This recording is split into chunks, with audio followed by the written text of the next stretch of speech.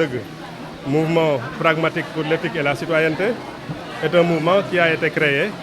après plusieurs années de mûre réflexion pour pouvoir apporter notre pierre à l'édifice, pouvoir contribuer dans le développement national. Il faut comprendre que c'est le fruit d'un très long travail de manière collégiale, entrepris avec beaucoup de sommité, avec des cadres supérieurs,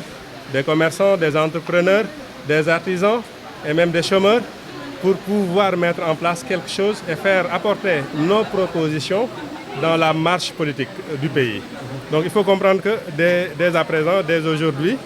le mouvement Impact Xaal Yoonu Dëgg est intervenu dans le landerneau politique national pour pouvoir apporter des contributions, pouvoir faire des propositions, mais aussi pouvoir conquérir l'électorat. Parce que je pense que la mission première de tout mouvement, de tout parti politique, c'est aussi d'aller vers l'électorat, d'aller vers les élections. Et je pense qu'il y a beaucoup d'échéances qui pointent à l'horizon.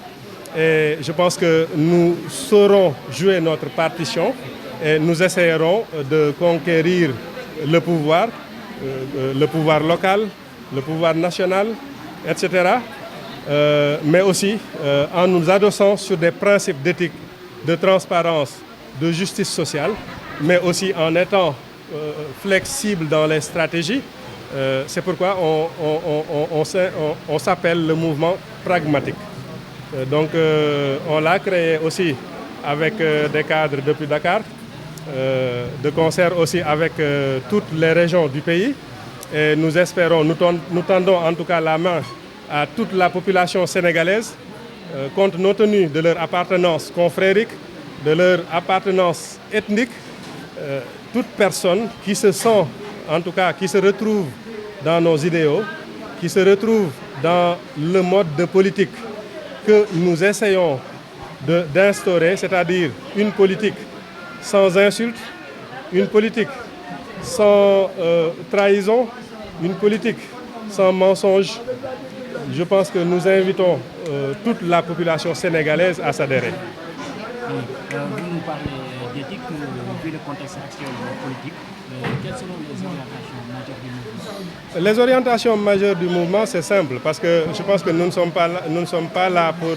être partisans, en quelque sorte, si je peux m'exprimer ainsi. Nous sommes un mouvement qui vient de naître. Nous allons voir entre nous, voir aussi au niveau des plus hautes instances du mouvement pour voir les décisions à prendre. Maintenant, ce qui est sûr, soyez rassurés que notre ligne directrice, c'est l'éthique, la transparence. Essayez aussi de faire des propositions, de faire la politique autrement, de ne pas se contenter de fustiger les gens, d'insulter tout le monde. Mais nous allons faire nos propositions sur la marche publique. D'ailleurs, c'est la raison pour laquelle on a mis en place nos comités. Nos comités aussi réfléchissent à partir du décret portant répartition des services de l'État. Donc ça veut dire bien élaboré, qui pourront faire des propositions concrètes, proposer des alternatives pour la bonne marche du pays. Voilà, jërëjëf ci wolof ndax gis nañ ne tey lancé nga li nga xam moom moo Impact mën nañoo ci solo fi nga xamante ni moo tax nga créé mouvement. waaw ñoo ngi créé mouvement bi ngir jàpp ne dafa nekk suñu wareef ci fi jamono toll fi Sénégal toll ñu dugg ci politique. ñu dugg ci politique ndax politique boo ko dawee itam du la daw ndax ba ñuy wax état gendarme ca jamono peut-être 1960 ba nga xam ne état mission régalienne rek lay def booba mën ngaa daw politique dem ca dëkk bu la neex te politique du la dab. waaye état interventionniste yi ñu nekk boo dawee politique it du la daw boo demoon ba ca minbar ba itam mu fekk si la fa. donc looloo waral ñu jàpp ne suñu ko bàyyee terrain bi ñoo xam ne jàpp nañ ne am nañ dut ci ñoom amaana li ñu bëgg du sotti. waxuñu nag ne ñooy détenir monopole bi waxuñu ne ñoo fi gën waxuñu ne ñoo fi gën a jàng waxuñu ne itam dañoo xam lu ñëpp xamul. waaye am nañ suñu xalaat ci réew mi te jàpp nañ ne suñu xalaat ci réew mi ngir jëmmal ko ci politique la mën a jaare. gis nañ ni ngeen di wax ci biir wàllu éthique gis nañ jamono ji géopolitique yi ni mu demee lan moo ci naan nekk seen taxawaay ngir indi ci ay coppite ci géopolitique. waaw ci géopolitique bi nag liñ naan taxaw jonn rek ñun ci luy parparloo duñu ci nekk luy waxante lu bon duñu ci nekk luy saaga duñu ci nekk du suñu nature te suñu ci nekkoon nit suñuy mbokk génne ñu ci kon li ñu jàpp mooy mën nañoo def politique divergence nag mënta ñàkk divergence de point de vue nit mën nañ ne kii kat nii la xalaate réew mi keneen ne nii laa xalaate réew mi mën na am sax divergence radicale waaye loolu ca urne ya lañ ko war a wanee waaye du ci tuumalante wala saagante wala waxante lu bon kon ñun daal li ñuy woote mooy benn politique boo xam ne du ngeen ñu mës a dégg ñu wax nit lu bon du ngeen ñu mës a dégg itam dinañ góorgóorlu ba dinañ moytu lu ñuy xeebe incha allah itam lépp lu xew ci réew mi suñu ci amee suñu kàddu bu rafet danañ ko ci dugal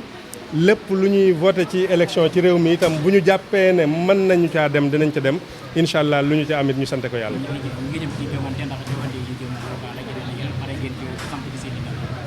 waaw jàpp naa ne loolu itam comme mouvement la ñu wax ay nit lañ yoo xam ne dañoo boole man rek dañ maa def ci bopp bi rek waaye décision bi du man rek maa koy jël kon échéance bu jege si rek ñun danañ xool nañ ca war a taxawee ñu waxtaane ko bu ñu gisee ne dañ cee war a dem ñu dem ci bu ñu gisee ne waruñu cee dem it ñu taxaw